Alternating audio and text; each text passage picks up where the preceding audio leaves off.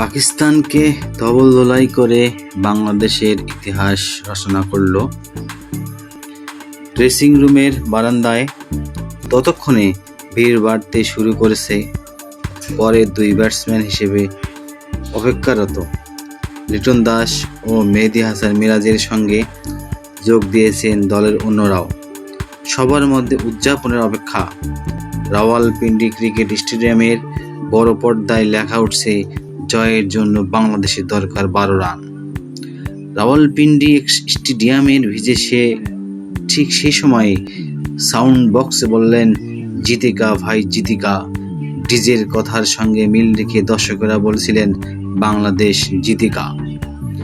ক্রিজে থাকা সাকিব আল হাসান ও মুশফিকুর রহিম দুটি সিঙ্গেল ও এক বাউন্ডারিতে সংখ্যাটাকে কমিয়ে আনেন 6। এরপর 4-এ সেই কাঙ্ক্ষিত 4 রান আসে সাকিবের ব্যাট থেকে। 56তম ওভারে আবরার আহমেদের বল কাভারে ঠেলে দিয়ে বাউন্ডারি তুলে নিলেই ইতিহাসের জন্ম দেয় বাংলাদেশ।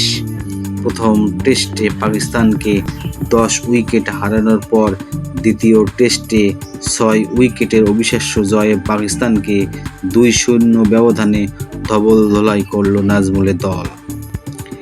ইতিহাস গড়ার মঞ্চটা গতকালই গড়ে দিয়েছে বাংলাদেশ।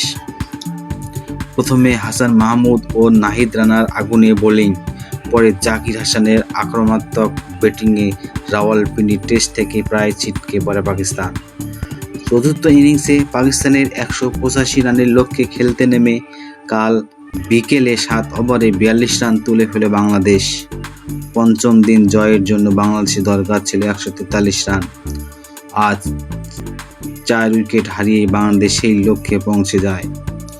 এ নিয়ে পঞ্চমবার বাংলাদেশ টেস্ট সিরিজ জয়ের স্বাদ পেল।